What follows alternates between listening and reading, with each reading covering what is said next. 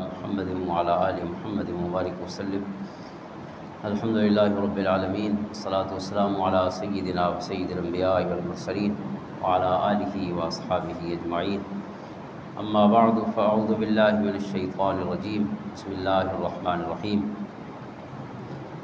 ان ابراہیم کان امۃ قانتا للہ حنیفا ولم یک من المشرکین شاکرا لانعمہ اجتباہ وہداہ الی صراط مستقیم۔ صدق اللہ مولانا العظیم۔ ان اللہ وملائکتہ یصلون علی النبی یا ایھا الذین آمنوا صلوا علیہ وسلموا تسلیما۔ اللہم صل علی سیدنا و مولانا محمد وعلی آل سیدنا و مولانا محمد افضل صلواتک بعدد معلوماتک وبارک وسلم۔ معزز و محترم حاضرین، سامعین اور ناظرین، دروس قرآن کے سلسلے میں آج ہم یہ درس نمبر 134 ہے، اور جو قرآن کریم کے قصے قصص القرآن ہم پڑھ رہے ہیں ان میں سے آج 17واں ہمارا درس ہے۔ اس سے پہلے ہم نے یعنی 16 درس جو ہیں قصص القرآن کے، وہ ان 6 انبیاء کرام اور ان کی اقوام کا تذکرہ ہے کہ جن کی قوموں پر ان کی نافرمانی کی وجہ سے، شرک کی وجہ سے اور دیگر معائب کی وجہ سے اللہ تعالیٰ کا عذاب آیا۔ تو ان 6 انبیاء اور ان کی قوموں کا ذکر کیا گیا ہے اب تک۔ ان میں حضرت نوح علیہ السلام، حضرت آدم سے ویسے ہم نے گفتگو شروع کی کیونکہ سب سے پہلے نبی ہیں اور بابا ہیں تمام انسانیت کے۔ تو اس کے بعد جو ہیں 6 انبیاء جن کی اقوام پر عذاب آیا، حضرت نوح علیہ السلام، حضرت ہود علیہ السلام، حضرت صالح علیہ السلام، حضرت لوط علیہ السلام، حضرت شعیب اور حضرت موسیٰ علیہ السلام۔ اور ان میں زیادہ تفصیلی ذکر جو ہے وہ حضرت موسیٰ علیہ السلام کا ہم نے کیا ہے، کیونکہ قرآن کریم نے حضرت موسیٰ کا ذکر زیادہ تفصیل سے کیا ہے۔ تمام انبیاء کرام سے بڑھ کر جس نبی کا ذکر ہے وہ حضرت موسیٰ علیہ السلام۔ اور ان کے بعد دوسرے نمبر پر گزشتہ انبیاء کرام میں سے جس کا سب سے زیادہ ذکر ہوا ہے وہ حضرت ابراہیم علیہ السلام۔ تو آج ہم انشاءاللہ حضرت ابراہیم علیہ السلام کا قصہ اور اس کے مختلف حصے جو قرآن کریم نے بیان فرمائے ہیں اس کا سلسلہ شروع کر رہے ہیں۔ اور اگرچہ حضرت ابراہیم علیہ السلام حضرت موسیٰ علیہ السلام سے پہلے ہیں، بلکہ حضرت موسیٰ علیہ السلام ان کی اولاد میں سے ہیں، لیکن ہم بعد میں ذکر اس وجہ سے کر رہے ہیں کہ پہلے ہم نے ان 6 اقوام کا ذکر کیا ہے کہ جن پر اللہ کا عذاب اترا ہے۔ تو لہٰذا اس ذکر کو مکمل کرنے کے بعد اب ہم قرآن کریم کی پھر جو ترتیب ہے یعنی تاریخی ترتیب سے جو انبیاء تشریف لائے ہیں تو ان کا ذکر شروع کر رہے ہیں۔ اور آج حضرت ابراہیم علیہ السلام کا ذکر خیر ہے، اور یہ انشاءاللہ جاری رہے گا کیونکہ حضرت موسیٰ علیہ السلام کے بعد آپ کا ذکر خیر سب سے زیادہ ہے۔ آپ جد الانبیاء ہیں، آپ کی بہت بڑی صفت ہے کہ آپ کی ذریت میں، آپ کی اولاد میں بہت زیادہ انبیاء تشریف لائے۔ آج ہم کچھ آیات پڑھیں گے سورۃ انعام کی جن میں اللہ نے کئی نبیوں کا نام لیا ہے کہ حضرت ابراہیم کے اللہ کی جو نعمتیں ہیں ان پر، ان میں سے ایک نعمت اللہ تعالیٰ کا ان کی اولاد میں نبوت کو رکھ دینا ہے اور کتاب کو رکھ دینا ہے، جس کا ذکر سورۃ عنکبوت میں فرمایا وَجَعَلْنَا فِي ذُرِّيَّتِهِ النُّبُوَّةَ وَالْكِتَابَ کہ ہم نے حضرت ابراہیم علیہ السلام کی ذریت اور اولاد میں نبوت کو اور کتاب کو رکھ دیا۔ یعنی جتنی اب ہمارے پاس آسمانی کتابیں موجود ہیں اس وقت، جو 4 کتابیں محفوظ ہیں، یہ چاروں کی چاروں حضرت ابراہیم علیہ السلام کی اولاد پر اتری ہیں، یعنی ان نبیوں پر اتری ہیں جو حضرت ابراہیم کی اولاد ہیں۔ تورات موجود ہے، حضرت موسیٰ علیہ السلام پر اتری، انہی کی اولاد میں سے ہیں۔ حضرت عیسیٰ علیہ السلام اگرچہ آپ کے باپ نہیں تھے چونکہ اللہ تعالیٰ نے آپ کو بغیر باپ کے پیدا فرمایا، لیکن آپ کی جو اماں ہیں حضرت مریم علیہ السلام وہ بھی حضرت ابراہیم کی اولاد سے ہیں، بنی اسرائیل سے ہیں۔ اور حضرت داؤد علیہ السلام، زبور موجود ہے تیسری کتاب، وہ حضرت داؤد علیہ السلام پر اتری، وہ بھی ان کی اولاد میں سے ہیں۔ اور چوتھی کتاب قرآن کریم ہے جو محفوظ حالت میں اپنی اصلی حالت میں موجود ہے، حضور نبی رحمت صلی اللہ علیہ وسلم پر اتری، اور حضور بھی آپ ہی کی اولاد سے ہیں۔ تو یعنی جو 4 کتابیں موجود ہیں اس وقت دنیا میں، ان میں سے ایک محفوظ ہے اور 3 جو ہیں وہ محرف ہیں، تحریف شدہ ہیں، آلٹریشن ان میں ہوئی ہے۔ بہرحال 4 کتابیں ہیں آسمانی، تو وہ چاروں حضرت ابراہیم کی اولاد پر اتری ہیں، یعنی وہ جو انبیاء تھے وہ آپ کی اولاد میں سے تھے۔ اس وجہ سے جتنے آسمانی مذاہب اس وقت موجود ہیں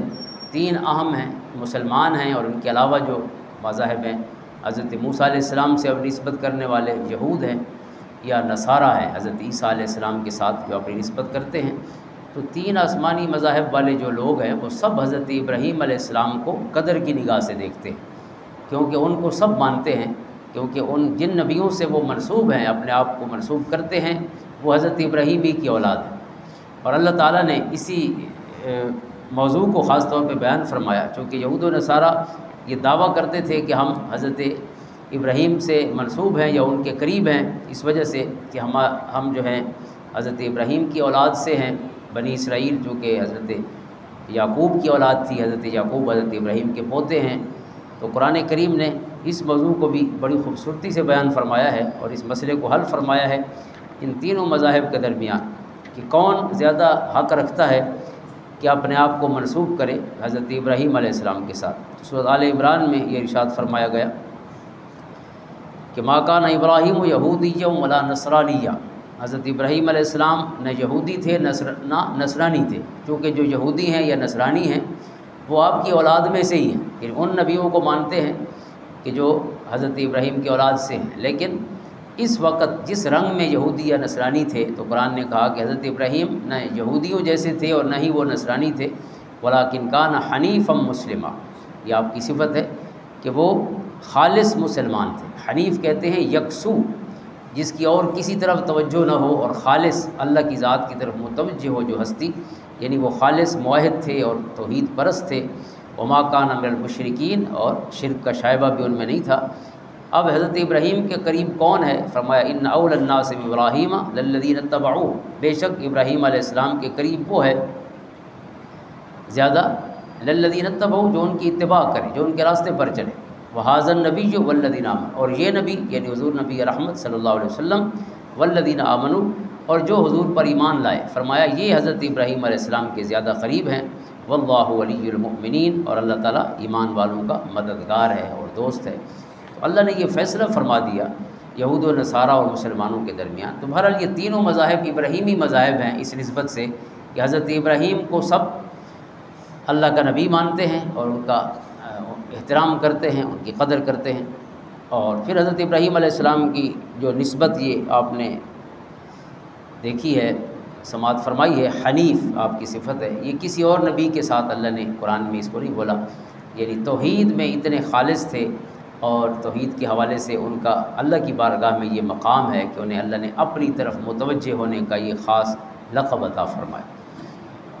اور آپ کا دوسرا لقب ہے خلیل اللہ، اللہ کے دوست۔ یہ بھی بہت بڑی نسبت ہے، اللہ کا خلیل ہونا، اللہ کا دوست ہونا،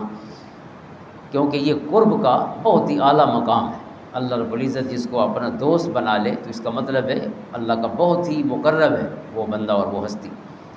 اسی طرح آپ کا ایک لقب بھی ہے اور آپ کا اعزاز بھی ہے، امام الناس۔ اللہ تعالیٰ فرماتا ہے قرآن کریم میں انی جاعلک للناس اماما، بے شک ہم نے آپ کو لوگوں کا امام بنا دیا، یعنی آپ کو لیڈر اور قائد اور لوگوں کے امام ہونے کا منصب عطا فرمایا گیا حضرت ابراہیم علیہ السلام۔ اسی طرح حضرت ابراہیم علیہ السلام کی جو نسبت امت محمدیہ کے ساتھ ہے علی صاحب الصلاۃ والسلام، اس کو بھی قرآن کریم میں کئی جگہ بیان فرمایا۔ اللہ تعالیٰ نے انہیں امت مسلمہ کا باپ قرار دیا، یعنی وہ ابو ہیں امت محمدیہ کے۔ حضور علیہ الصلاۃ والسلام کے تو آپ ابو ہیں، آپ کے والد محترم ہیں چونکہ حضور ان کی اولاد سے ہیں، لیکن آپ کی پوری جو امت ہے قرآن کریم نے اس کو بھی حضرت ابراہیم کی اولاد کہا ہے، ملت ابیکم ابراہیم، کہ تم حضرت ابراہیم علیہ السلام کی، تمہارے باپ ابراہیم علیہ السلام کی ملت، یعنی جو دین اسلام ہے، ہوا سماکم المسلمین من قبل وفی ھذا، یہ جو اسلام ہے فرمایا یہ تمہارے والد تمہارے باپ حضرت ابراہیم کا طریقہ ہے، ان کی ملت ہے، ان کا دین ہے۔ اور پھر بار بار ہمیں حضرت ابراہیم علیہ السلام کی اتباع کا حکم دیا گیا، ثم اوحینا الیک ان اتبع ملت ابراہیم حنیفا، پھر ہم نے آپ کی طرف یہ وحی فرمائی ہے کہ آپ حضرت ابراہیم کی ملت کی اتباع کریں، ان کے طریقے کی اتباع کریں۔ سب سے زیادہ سنتیں یا آثار جس ہستی کے قائم رکھے ہیں ہمارے عبادات کے نظام میں اور اسلام کے پورا جو ہمارا نظام ہے یعنی عبادات کا اور رسوم کا جو مذہبی رسوم ہیں ان میں وہ سب سے زیادہ حضرت ابراہیم علیہ السلام کی مبارک سنتیں ہیں۔ یعنی ایک تو آپ صرف جس کعبے کی طرح ہم منہ کرتے ہیں، اللہ تعالیٰ نے وہ کعبہ بھی انہی کے ہاتھوں سے بنایا ہے۔ تو سب سے بڑی چیز تو یہ ہے کہ یہ اہل قبلہ جو ہم ہیں، مسلمانوں کے ایک نام اہل قبلہ ہے، قبلہ والا ہونا۔ تو ہمارا قبلہ جو ہے وہ بھی حضرت ابراہیم علیہ السلام کا بنا ہوا ہے۔ ایک تو حضرت ابراہیم علیہ السلام کا اعزاز ہے کہ اللہ نے اپنی عبادت کا گھر جو ہے ایک حضرت ابراہیم سے بنایا ہے، اور جو دوسرا بنا ہے وہ بھی حضرت ابراہیم کی اولاد نے بنایا ہے۔ یعنی پہلا قبلہ جو ہے وہ یہ کعبۃ اللہ ہے۔ ویسے ہم تو اس کو قبلہ ثانی کہتے ہیں، قبلہ اول ہم بیت المقدس کو کہتے ہیں یا بیت المقدس کو، لیکن ترتیب سے یہ بیت اللہ جو ہے یہ قبلہ اول ہے۔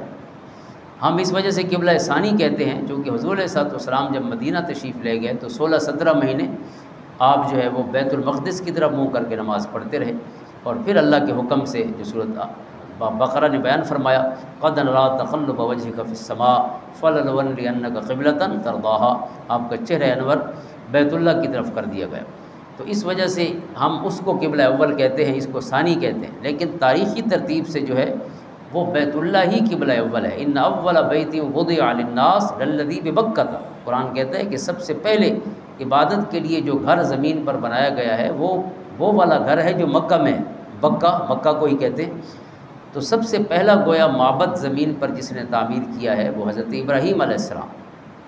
اگرچہ یہ روایات ہیں کہ اس سے پہلے حضرت آدم علیہ السلام نے اس کو بنایا اور اس سے پہلے فرشتوں نے بنایا، بہرحال اس کی جو تعمیر ثانی ہوئی ہے وہ حضرت ابراہیم علیہ السلام کی مبارک ہاتھوں سے ہوئی ہے، اور اللہ نے ہمیں اسی قبلہ کی طرف متوجہ کیا ہے جو حضرت ابراہیم کا بنا ہوا ہے۔ اور پھر مقام ابراہیم جو ان کے قدموں کے نشان والا پتھر ہے، اللہ نے اسے بھی قیامت تک کے لیے محفوظ کر دیا ہے، اور اس کے قریب ہو کر عبادت کرنا ہمارے لیے مسنون ٹھہرایا ہے۔ واتخذوا من مقام ابراہیم مصلی، حضرت ابراہیم علیہ السلام کا جو مقام ہے جس جگہ ان کے قدمین شریفین کے نشان والا پتھر ہے، قرآن کہتا ہے وہیں کھڑے ہو کر نماز پڑھو۔ اب نماز تو اللہ کی پڑھنی ہے، تو کسی پتھر کے ساتھ نسبت، اور پتھر بھی کسی نبی کے قدموں کے نشان جو اپنے سینے پہ ثبت کیے ہوئے ہے اس پتھر کے قریب ہونا، یہ بہت بڑا اعزاز ہے حضرت ابراہیم علیہ السلام کے لیے، اور قرآن کا پیغام ہے بہت بڑا احترام نسبت کا کہ جو چیز کسی ہستی سے منسوب ہو جائے وہ عام پتھر ہے لیکن اب عام نہیں رہا، اب خاص ہو گیا ہے۔ اسی طرح آپ کی اہلیہ حضرت حاجرہ علیہ السلام کی جو ساج ہے اللہ نے صفا اور مروہ کے درمیان، اس سنت کو ہمارے حج کی صورت میں ہمیشہ قائم رکھا ہے، اور آپ کے شہزادے حضرت اسماعیل علیہ السلام کے مبارک ایڑیوں سے جو چشمے جاری ہوئے، اللہ نے اس بابرکت چشمے زمزم کو تا قیامت جاری رکھا ہے۔ اور پھر یہ جو حج ہے اس میں قربانی ہے، حج کا حصہ بھی ہے قربانی، اور عام ہمارے لیے سنت بھی ہے قربانی، تو قربانی بھی حضرت ابراہیم علیہ السلام اور حضرت اسماعیل علیہ السلام دونوں باپ بیٹے کی اس عظیم قربانی کی یاد ہے جس کو اللہ نے باقی رکھا ہے۔ اور جس حج کو ہم کرتے ہیں وہ حج بھی قرآن کریم فرماتا ہے کہ ہم نے حضرت ابراہیم علیہ السلام کو کہا کہ آپ اعلان کیجئے لوگوں میں کہ وہ حج کے لیے آئیں، سورۃ حج نے جس کو بیان فرمایا۔ تو گویا یہ ہماری پوری عبادت حج بھی حضرت ابراہیم علیہ السلام کی ذات کے ساتھ منسوب ہے۔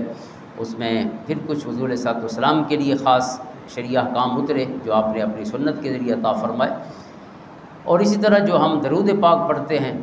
ہر نماز میں، حضور علیہ السلام نے جو تعلیم فرمایا ہے درود ابراہیمی، اس میں بھی حضرت ابراہیم علیہ السلام کا اسم گرامی اور آپ کی آل کا ذکر خیر وہ ہر درود میں ہوتا ہے۔ اللہم صلی علی محمد وعلی آل محمد کما صلیت علی ابراہیم وعلی آل ابراہیم انک حمید مجید، اللہم بارک علی محمد وعلی آل محمد کما بارکت علی ابراہیم وعلی آل ابراہیم انک حمید مجید۔ یہ درود پاک حضور نے خود سکھایا ہے، یہ حضور کا سکھایا ہوا درود پاک، اعلیٰ و افضل صیغے ہیں درود کے جو حضور علیہ السلام نے امت کو عطا فرمائے۔ اور یہ نماز میں حضور نے خاص طور پہ جب اللہ کا حکم اترا یا ایھا الذین آمنوا صلوا علیہ وسلموا تسلیما، تو حضرت کعب بن عجرہ کہتے ہیں رضی اللہ تعالیٰ عنہ کہ ہم نے حضور علیہ السلام کی بارگاہ میں عرض کی کہ قرآن کہتا ہے کہ نبی پاک صلی اللہ علیہ وسلم پر صلات بھی پڑھو اور سلام بھی پڑھو، تو سلام کا طریقہ تو ہمیں آتا ہے، کیف نصلی علیک یا رسول اللہ صلی اللہ علیہ وسلم، حضور آپ تعلیم فرمائیں کہ آپ پر صلات کیسے پڑھنی۔ تو صلات کے یہ کلمات جو ہیں یہ حضور نے پھر درود ابراہیمی کے کلمات خود تعلیم فرمائے، اپنے غلاموں کو سکھائے۔ تو اس وجہ سے یہ درود بھی کثرت سے پڑھنا چاہیے دیگر سیاق کے ساتھ۔ اور اس درود میں نماز میں بھی گویا اللہ تعالیٰ نے حضرت ابراہیم کی یاد کو مسلسل رکھ دیا۔ اب ظاہر ہے جو شخص نماز پڑھتا ہے وہ حضرت ابراہیم علیہ السلام کو کیسے بھول سکتا ہے، کیونکہ جب بھی درود پاک پڑھے گا تو حضور علیہ الصلوۃ والسلام کا اسم گرامی ہے، آل محمد علی صاحب حضرت والسلام کا اسم گرامی ہے، اور پھر ابراہیم اور آل ابراہیم کی نسبت ہے۔ اے اللہ ان پر ویسے ہی درود بھیج، ویسے ہی برکتیں نازل فرما جیسے تو نے ابراہیم اور آل ابراہیم پر برکتیں نازل فرمائی اور جیسے ان پر صلات بھیجا۔ اب پتہ نہیں اس نسبت میں کیا راز ہے، یہ اللہ ہی بہتر جانتا ہے، لیکن ہمیں جب اس نے بتا دیا ہے تو اس کا مطلب یہ ہے کہ برکتوں کے دروازے اور رحمتوں کے دروازے اسی نسبت اور اسی ذکر سے ہی کھل سکتے ہیں۔ اور پھر حضرت ابراہیم علیہ السلام کی جو تعمیر کعبہ کی مبارک آپ کو سعادت عطا ہوئی ہے، اس کا بھی قرآن کریم نے ذکر فرمایا۔ آج ہم تھوڑی تعارفی گفتگو کر رہے ہیں حضرت ابراہیم علیہ السلام کے حوالے سے، پھر انشاءاللہ آہستہ آہستہ جو قرآنی آیات ہیں مختلف صورتوں میں پھر وہ تفصیل سے پڑھیں گے۔ تو وَإِذْ يَرْفَعُ إِبْرَاهِيمُ الْقَوَاعِدَ مِنَ الْبَيْتِ وَإِسْمَاعِيلُ، جب حضرت ابراہیم و اسماعیل علیہ السلام نے کعبہ کی دیواریں کھڑی فرمائیں، تو تعمیر کعبہ بھی آپ کی نسبت سے ہے۔ اور پھر جس امت مسلمہ جس نسبت سے یا جس نام سے ہماری پہچان ہے، جو ہمارا نام ہے امت مسلمہ، یہ نام بھی حضرت ابراہیم نے رکھا ہے۔ ربنا وجعلنا مسلمین لک ومن ذریتنا امۃ مسلمۃ لک، اے اللہ مجھے اور میرے بیٹے کو بھی مسلمین بنا، تیرے حضور جھکنے والا ایسا بنا کہ ہم سراپا تسلیم و رضا ہو، اور ہماری اولاد میں بھی وہ امت پیدا فرما کو جو تیرے حضور جھکنے والی ہو، اللہ کے احکام پر لبیک کہنا۔ ایک ظاہری جھکنا ہے جیسے ہم نماز پڑھتے ہیں، اور ایک دل کا جھکنا ہے جو اطاعت ہے، یعنی اللہ کے حکم کے سامنے انسان اپنے آپ کو جھکا دے، یہ اصل روح ہے۔ مسلم کا مطلب جھکنے والا۔ قرآن کریم نے فرمایا کہ جو اللہ کے حضور جھکتا ہے، وَمَن يُسْلِمْ وَجْهَهُ إِلَى اللَّهِ وَهُوَ مُحْسِنٌ فَقَدِ اسْتَمْسَكَ بِالْعُرْوَةِ الْوُثْقَىٰ، جس نے اپنا چہرہ اللہ کے حضور جھکا دیا، مَن يُسْلِمْ وَجْهَهُ إِلَى اللَّهِ وَهُوَ مُحْسِنٌ، اور وہ کام کو اچھے طریقے سے کرنے والا ہے، عبادت کو دیگر نیکیوں کو اچھے انداز میں ادا کرنے والا ہے۔ فرمایا گویا اس نے وہ مضبوط کڑا پکڑ لیا کہ جو سہارا کبھی ختم نہیں ہوتا، فقد استمسک بالعروۃ الوثقیٰ، اس نے مضبوط کڑے کو پکڑ لیا ہے جس نے اپنا چہرہ اللہ کے حضور جھکا دیا ہے اور محسن ہے۔ تو جھکنا اس انداز میں تو یہ گویا ایک ایسا سہارا ہے اللہ کی ذات کا کہ جس کے بعد اسے کسی سہارے کی ضرورت نہیں۔ اور پھر حضرت ابراہیم علیہ السلام کو اللہ تعالیٰ نے جو مقام یقین عطا فرمایا ہے، یعنی دنیا تو سن کے مانتی ہے، لیکن حضرت ابراہیم علیہ السلام اور ہمارے پیارے آقا و مولا صلی اللہ علیہ وسلم کو اللہ نے یہ اعزاز عطا فرمایا کہ انہیں اللہ نے مشاہدہ کروایا ہے، دیکھ کے مانا ہے۔ وَكَذَلِكَ نُرِي إِبْرَاهِيمَ مَلَكُوتَ السَّمَاوَاتِ وَالْأَرْضِ، ہم نے حضرت ابراہیم علیہ السلام کو آسمانوں اور زمین کی جو بادشاہت ہے اس کا مشاہدہ کرایا، وَلِيَكُونَ مِنَ الْمُوقِنِينَ، تاکہ وہ ایقان اور یقین کرنے والوں میں سے ہو جائیں۔ یعنی آپ کا جو علم ہے وہ سنی سنائی پر نہیں ہے، بلکہ وہ دیکھ کے ہے، اللہ نے ساری کائنات آپ کے سامنے ظاہر فرما دی۔ اسی طرح آپ کا جو ایمان ہے وہ اطمینان قلب کی ایک خاص کیفیت پہ ہے، اس کو بھی عین الیقین کہیں یا حق الیقین کہیں، جو یقین والوں کے درجے ہیں وہ اس کو بہتر جانتے ہیں۔ لیکن قرآن کریم نے یہ فرمایا کہ حضرت ابراہیم نے اللہ کی بارگاہ میں عرض کی، رب ارینی کیف تحیی الموتیٰ، اے اللہ مجھے مشاہدہ کرا، مجھے دکھا کہ تو مردوں کو کیسے زندہ کرتا ہے۔ تو اللہ تعالیٰ نے جواب میں فرمایا، اولم تؤمن، اے ابراہیم علیہ السلام آپ جو پوچھ رہے ہیں کہ اے اللہ مجھے دکھا کہ تو مردوں کو کیسے زندہ کرتا ہے، تو کیا تو مانتا نہیں ہے کہ اللہ مردے زندہ کر سکتا ہے؟ تو آپ نے عرض کی، قال بلا، عرض کی کہ اے اللہ کیوں نہیں مانتا، اس میں تو کوئی شک نہیں کہ میں ایمان لاتا ہوں، تیری قدرت کو مانتا ہوں کہ تو مردوں کو زندہ کرتا ہے، لیکن ولاکن لیطمئن قلبی، میں اپنے دل کو مطمئن کرتا ہوں، سنی ہوئی بات اور دیکھی ہوئی بات تو ایک جیسی نہیں ہو سکتی۔ تو اللہ تعالیٰ نے پھر آپ کے سامنے مردے کو زندہ کیا، وہ انشاءاللہ ہم پھر تفصیل سے پڑھیں گے۔ صورت بقرہ نے اس کو بیان فرمایا۔ تو یہ آپ کا ایمان جو ہے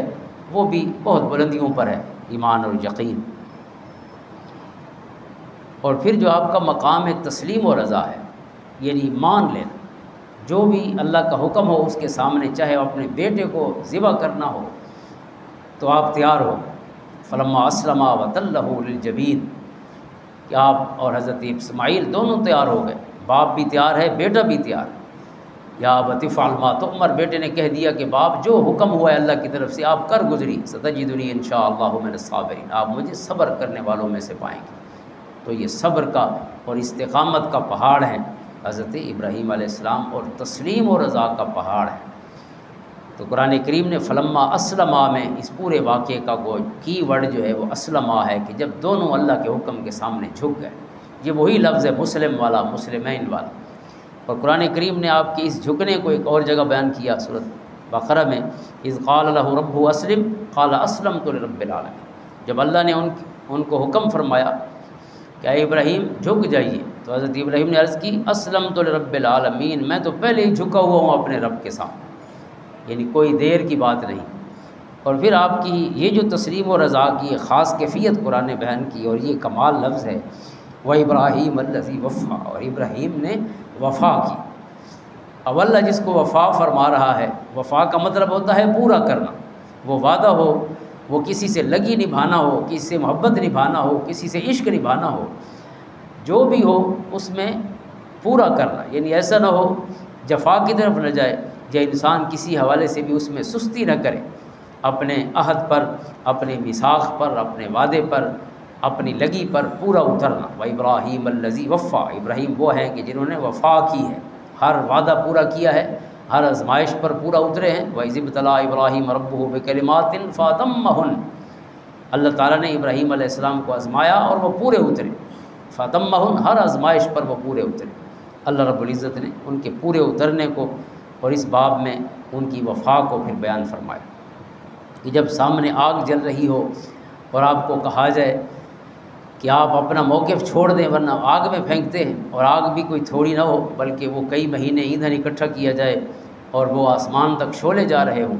کہ پھینکنے والے بھی قریب نہیں جا سکتے، آپ کو منجنیق پر بیٹھ کر اندر پھینکنے کی تیاری ہو رہی ہے، اور پھر بھی یہ کیفیت ہو اطمینان کی کہ ذرا بھر بھی کوئی پریشانی کسی قسم کی جو انسان کے اوپر طاری ہو جاتا ہے، انسان ہونے کے ناطے بعض اوقات کوئی دکھ کی کیفیت، پریشانی کی کیفیت، خوف کی کیفیت، بے خطر کود پڑا آتش نمرود میں عشق، عقل ہے محو تماشائے لبے بام ابھی، دو عالم سے کرتی ہے بیگانہ دل کو عجب چیز ہے لذت آشنائی۔ یہ جو لذت آشنائی کا مظاہرہ حضرت ابراہیم فرما رہے ہیں، ایسا کسی نے نہیں کیا۔ اور جس انداز میں آپ کی گفتگو اللہ کو پسند آئی ہے، آپ کا جو مکالمہ ہے انشاءاللہ وہ ہم اگلے درس سے شروع کریں گے، جس طرح سورۃ انعام نے بیان کیا، جس طرح سورۃ شعراء نے بیان کیا، جس طرح سورۃ صافات نے بیان کیا، جس طرح سورۃ انبیاء نے بیان کیا، سورۃ مریم نے بیان کیا، سورۃ زخرف نے، سورۃ ممتحنہ نے، مختلف مقامات پہ جو آپ کا مکالمہ ہے اپنے دور کی کہ ان مشرکین کے ساتھ جو بت پرست تھے، آپ کی قوم کے افراد، آپ کے عرفی باپ، آپ کے چچا آزر، وہ سارے لوگ جس بت پرستی میں تھے، اور اس بت پرست زمانے میں اللہ رب العزت نے آپ کو جس ذوق توحید سے نوازا تھا، یعنی وہ جو جام توحید کا آپ نے پیا تھا، حضور صلی اللہ علیہ وسلم جس آیت کو نماز میں پڑھا کرتے تھے شروع میں، جہاں ہم سبحانک اللہم و بحمدک پڑھتے ہیں، یہ بھی سنت ذکر ہے اللہ تعالیٰ کا۔ اس کے ساتھ ہی جو سنت ہے وہ ہے انی وجہت وجہی للذی فطر السماوات والارض حنیفا، کہ میں نے اپنا چہرہ اس کی طرف کر لیا ہے جو کائنات کا خالق ہے، جس نے آسمان کو پیدا کیا، جس نے زمین کو پیدا کیا، اور حنیفہ ہر چیز سے رخ اور منہ موڑ کر میں نے اپنا چہرہ اس ہستی کی طرف کر لیا۔ تو حضور صلی اللہ علیہ وسلم یہ کلمات، یہ آیت جو ہے آپ پڑھا کرتے تھے، اس لیے سبحانک اللہ کے ساتھ یہ آیت بھی پڑھنی چاہیے۔ مستقل روٹین بن سکے تو ٹھیک ہے، لیکن ائمہ کو تو یہ پڑھنا چاہیے جو امامت کراتے، تاکہ وہ تسلی سے پڑھیں گے تو پیچھے لوگوں کو بھی پڑھنے کا موقع مل جائے گا، کیونکہ نماز ٹھہر ٹھہر کر پڑھنی چاہیے، تسلی سے پڑھنی چاہیے، جو تعدیل ارکان ہے اس کا خیال رکھنا چاہیے، رکوع سجود جو ہے یہ بہت ہی تسلی اطمینان سے کرنے چاہیے، یہ کوئی